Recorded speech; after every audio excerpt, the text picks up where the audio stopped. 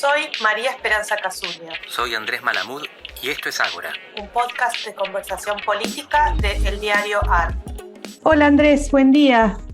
¿Qué tal, Mec? ¿Cómo andás? Bueno, este podcast se va a escuchar el domingo a la mañana, que va a ser un día definido por que se van a dar las elecciones de segunda ronda en Brasil. Pero bueno, no vamos a poder discutir eso porque no vamos a saber cuáles son los resultados. Pero se me ocurre que gane quien gane, y desde mi punto particular, ojalá que gane Lula. Es probable, una cosa que me preocupa a mí, que estoy pensando bastante en este último tiempo, que, como digo, ojalá que gane Lula, no tengo ningún problema en decirlo desde mi parte, pero no sé hasta qué punto uno puede tener expectativas de que sea un gobierno que haga grandes transformaciones. Y no lo digo de manera crítica, sino que quería preguntarte por un fenómeno que estoy viendo prácticamente en toda la región de Latinoamérica, que podríamos llamar una especie de impotencia de la política, ¿no?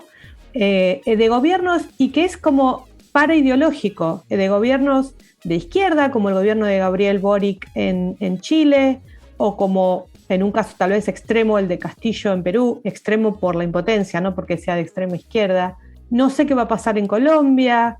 Inclusive uno podría pensar el gobierno al Frente de Todos en Argentina, pero también lo podemos pensar en gobiernos de derecha, que son, es decir, un estado en el cual los gobiernos resulta difícil transformar la realidad, ¿no? Sea de la ideología que sea. No sé qué pensás vos, si ves algo similar o qué podemos conversar sobre eso.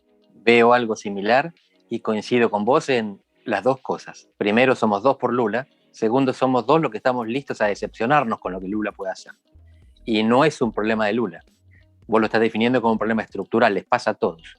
Y lo que sugiero es que les pasa a los de derecha también, porque no es que Lasso en Ecuador le está rompiendo. En Uruguay y en Paraguay las cosas se le van un poco más tranquilas porque son países pequeños que con un par de exportaciones y China comprando van zafando. Pero ¿quién piensa que si gana Juntos por el Cambio en Argentina, la cuestión va a mejorar de manera visible en poco tiempo? Y te planteo la primera manera que me parece de encuadrar el tema y después voy un poco más allá. La primera tiene que ver con la dependencia. Nuestros países son periféricos, no están en el centro, son vulnerables, dependen mucho de los vientos del mundo y dependen en todo sentido, dependen para importaciones, dependen para exportaciones, dependen para financiamiento, dependen para inversiones. Y esto hace que los gobiernos no sean responsables de lo que pasa con la economía. Si China crece, nuestros países crecen independientemente de quién gobierne. Si Estados Unidos sube la tasa de interés, se vuelan los capitales a la seguridad de Estados Unidos, se fugan de América del Sur independientemente de quién gobierne. Entonces esto refuta lo que para muchos politólogos estándar, mainstream, es el voto económico. La gente responsabiliza al gobierno por cómo le va en la economía y lo premia si le va bien, lo castiga si le va mal. En América Latina hacen lo mismo, pero la economía no depende del gobierno. Hasta acá, Daniela Campello y César Zucco, los dos politólogos que descubrieron que en América del Sur la probabilidad de reelección de los presidentes depende de lo que pase en China y en Estados Unidos y no de lo que hagan. Ahora, lo que te sugiero es que miremos lo que está pasando en el resto de Occidente. No solamente en Estados Unidos, donde a Trump no le fue tan bien, aunque muchos culpan, la derecha culpa la pandemia, sino en Europa, donde el país ingobernable era Italia y hoy es Gran Bretaña. Y no es porque Italia esté haciendo las cosas mejor, Italia está igualmente estancado que hace 20 años. Simplemente no cambió. La que cambió es Gran Bretaña, que era gobernable con el modelo Westminster de mayoría, que todos los politólogos estudiamos, y ahora lo que vemos es que Liz Truss duró 45 días. Sí, se volvió un récord porque es la primera ministra en muchas décadas que convive con dos reyes. Así que ella puede poner eso en su registro y decir orgullosamente, soy la única, ni Margaret Thatcher consiguió esto. Pero lo que vemos en realidad es que la inestabilidad, en el caso británico podríamos decir, depende de la incompetencia. Pero no es solamente la incompetencia, son cuestiones estructurales, en su caso agravadas por el Brexit. Y si vamos a otros, en Europa continental, cortito, le está pasando lo mismo a todos los demás. Los buenos gobiernos de Europa Occidental están teniendo problemas para revalidar sus títulos en las elecciones, porque la gente no está satisfecha con los resultados. Y los resultados quizás ya no estén dependiendo de los gobiernos. En este mundo desacoplado, no globalizado, cada vez dependemos más de lo que pasa en regiones del mundo que no son completamente ajenas. Claro, te iba a agregar otros datos, ¿no? O sea, visto desde afuera, el gobierno de Pedro Sánchez, por lo menos así, en una lectura superficial, no parece haber sido un mal gobierno. Sin embargo, tiene dificultades también en las encuestas y para eso, para realizar cambios inclusive moderados. Macron pudo revalidarse, pero también en una situación de bastante empate, ¿no? Sí, perdió el Parlamento, o no consiguió la mayoría. Exactamente. ¿Hay posibilidades de romper esos empates, de pensar nuevas maneras de acumulación de fuerza?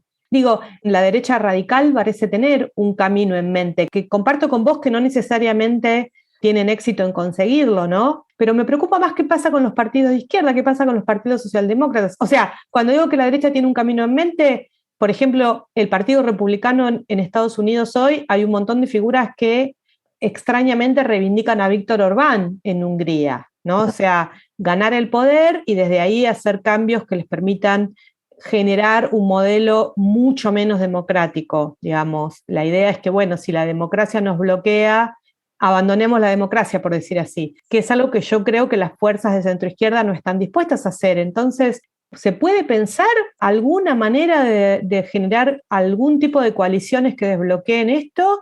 ¿O hay que simplemente rogar que China siga creciendo, como decís vos?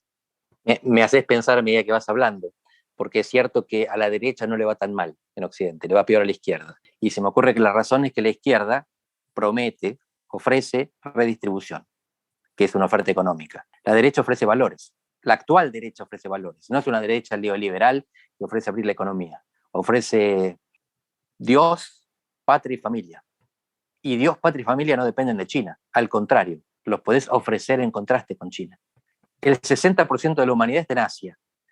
Occidente gobernaba el mundo porque tenía la economía más poderosa. Lo que pasaba en África, en América Latina y en Asia dependía de lo que pasaba en las capitales europeas y en Washington. Hoy empieza a ser al revés. Lo que pasa en Occidente depende de lo que ocurre en Asia. Y entonces, sobre la economía ya no decidimos. Depende de lo que nos quieren vender, comprar, invertir o financiar.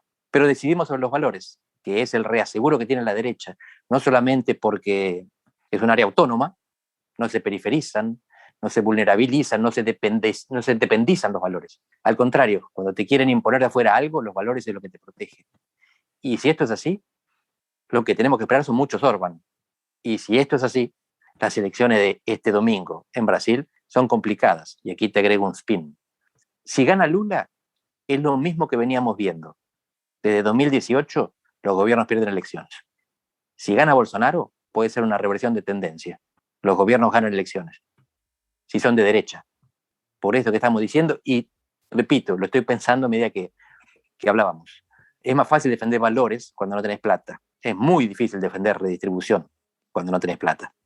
Sí, ese es un buen comentario, porque también justamente yo acabo de escribir un capítulo sobre la cuestión de populismo de izquierda y derecha, y aparece un discurso desde la propia izquierda muy crítico a esa idea, ¿no? Hay todo el tiempo una crítica a que la izquierda está hablando demasiado de valores en este momento, que se habla demasiado de feminismo, que se habla demasiado de indigenismo, que se habla demasiado de derechos de las personas de diversidad sexual, que hay que volver a hablar de economía. Pero la verdad es que a mí no me queda claro que sea una vía eficaz. Puede ser una vía eficaz a ganar una elección, ¿no? Si vos interpretás el descontento económico, que es muy grande en Latinoamérica, sí, en este momento, después de 2 años de pandemia y después de 4 o 5 años de bajo crecimiento.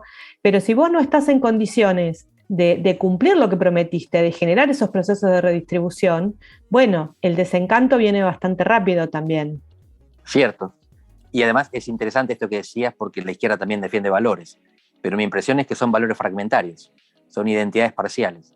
Los valores que la izquierda decide defender no son los valores mayoritarios, son el mosaico de valores que defiende cada minoría, las étnicas, incluso la minoría feminista. Las mujeres son mayoría en la sociedad, las feministas no necesariamente. Es mucho más vendible en el mercado masivo electoral o de valores, si querés ser cínico, Dios, patria y familia, el discurso de Meloni, el discurso que están defendiendo todos estos conservadores que, fíjate, interesantemente, en algunos casos son mujeres, en algunos casos son ambientalistas y en muchos casos son anti-Putin.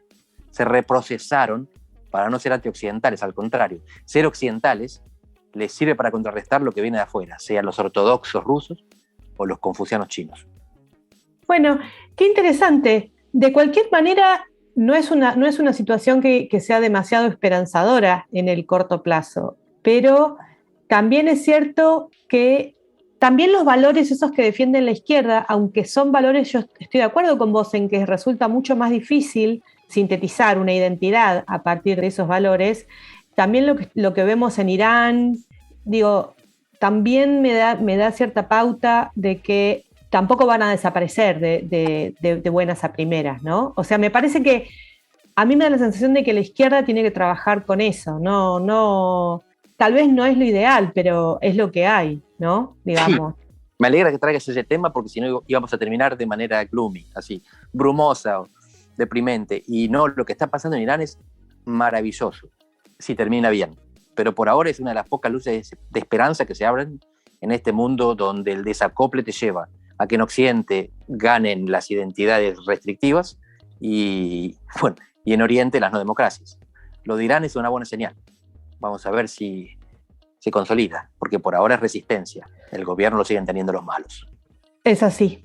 Bueno, nos despedimos por ahora y hoy, pronto. Domingo, a la noche, esperemos tener buenas noticias. Aguanten los buenos. Exactamente. Un abrazo, Andrés. Grande, Next.